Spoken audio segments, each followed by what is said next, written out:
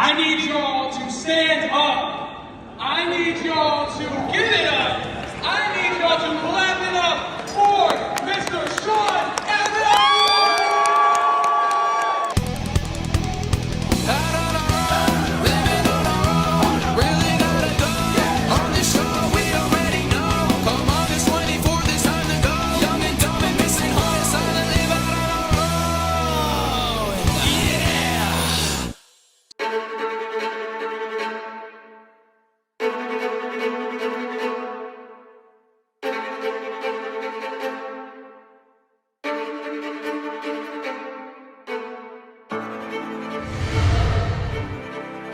Make sure to buy some One Zones merch. People like to buy represent our One Zone calzone. Everyone get them while you can.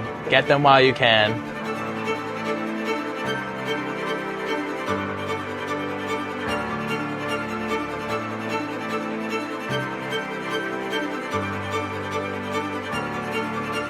People say One Zone is a staple to Oswego, but you the students are the staple to One Zone. Everybody's the winner, and I did bring the smartest play we want. One Zone! We want One Zone! When I say talk out, you say One Zone, talk out! Talk out! Jason Shee, owner of One Zone's Calzones, is taking on the ticketing gauntlet. One Zone, baby! Take it!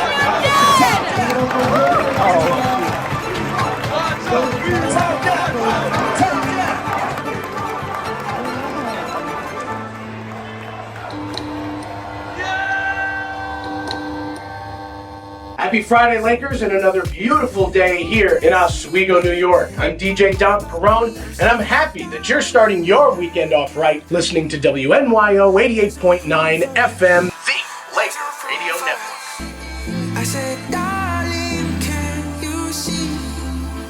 There's no room for us. There's no room.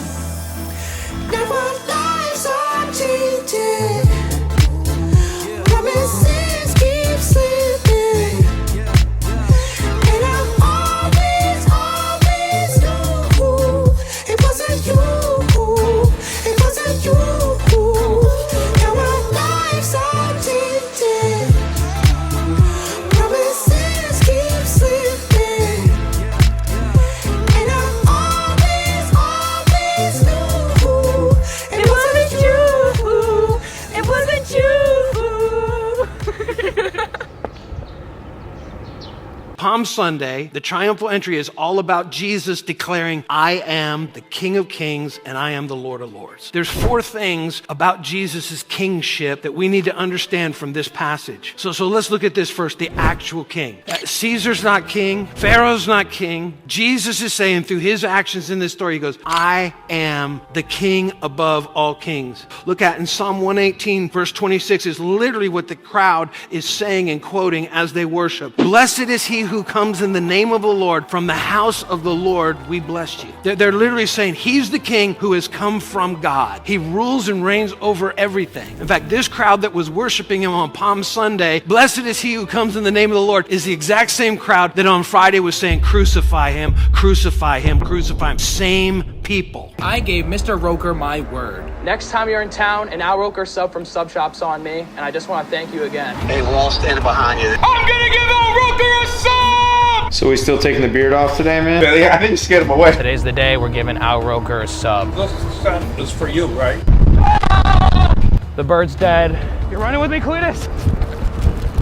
Excuse me, sorry. So, Al, switching gears a bit, what is it about SUNY Oswego that you still feel such a deep connection to the campus and community after all these years? You know, I mean, I had some great friends. I loved doing radio. There was just a sense of community there that, and listen, I didn't go to Syracuse University. I couldn't afford it. But I have a feeling that it was a little less personal because it's such a big school, whereas SUNY Oswego is a pretty, by those standards, is a smaller school. At least it was then. Mr. Mayor, you graduated from Arizona State University with a degree in environmental technology management. How has that helped you leading a city on one of the Great Lakes, where we have one of the top fishing spots in New York and has large businesses like Oswego Harbor Power and 9 Mile nuclear plant?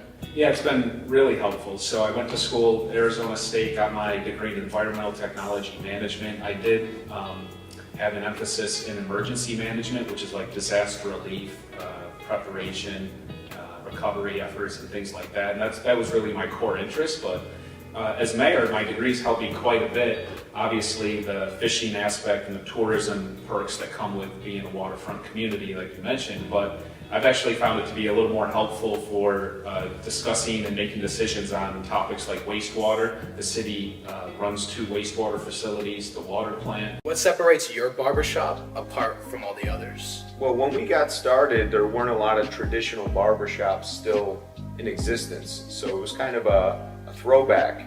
And people really took to it, you know. We do haircuts that, well, we'll do any haircut, but traditional haircuts were tight fades, you know, back in the, 40s and 50s. And we kind of brought that back. And we're classy, we dress nice, we have a complimentary beer for anybody who wants one. And, it's just a relaxed, fun place for guys to be. So Mel, you are a commuter here at Oswego, and then you were also born and raised here. So 2-part question for you. When it comes to parking here on campus and being a commuter in general, how does a school accommodate for that? And then is there anywhere here in Oswego you think people should come see or visit if they're here at all? Yeah, absolutely. So as a commuter, like you said, I have to drive a car. I got to go back and forth somehow, right? There is a commuter lot, and it's pretty vast. There's a lot of different spaces there. Ranging kind of from like George Washington Boulevard to around Shinneman, Marano campus, around there. And what's really interesting too is because I'm a freshman, a lot of places don't offer commuters like for freshmen. Like you cannot have a car on campus. Same with the residency, and that was something I looked into heavily as well. Because I didn't just go here because I'm from here. Yeah. A lot of people do assume that.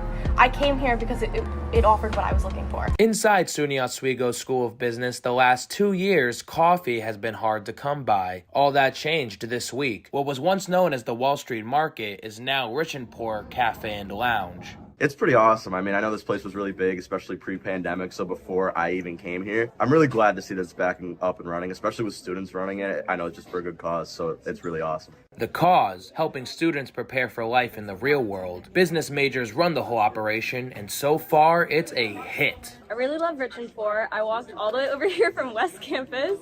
The coffee is better than the Starbucks, honestly. And I'm a Starbucks girl, so. So after 2 years, Rich and Poor Cafe and Lounge is now open. Created by students, ran by students, and served to the students. That is some good coffee. Zach Nusimow, Oswego Now. Russo has performed at All 7 Porch Fest and reels in the biggest crowds with his amazing voice. It's a great environment. It's a great event. You see all these different musicians who sometimes, we have people like me and my friend John who play all year round. And then you have other people who this is their only time to shine. So everyone gets to shine, which is really awesome. So whether you're an alumni of SUNY Oswego, a current student graduating in the spring, a resident of the town for over 40 years, professor on the clock but musician off the clock, or a struggling news reporter just trying to break the scene, Porch Fest is for all who have a passion for music. And I want you to know I never gave up. I've worked for this interview for 2 years, and always the purpose was to have you on the show. You were just a young man just like us at one point. You went to school hours away from home, just like many of us, in the middle of nowhere at the time, and you made your own college experience. So I just want this to be a reminder for all future, present, and past students that we all start somewhere, and wherever that person's standing right now is where they're supposed to be at this moment. This couldn't have been a better ending to this show. Next time you're in town, an Al Roker sub from Sub Shop's on me, and I just want to thank you again. Thanks, guys. Really appreciate it, and you've got a bright future, and just enjoy it.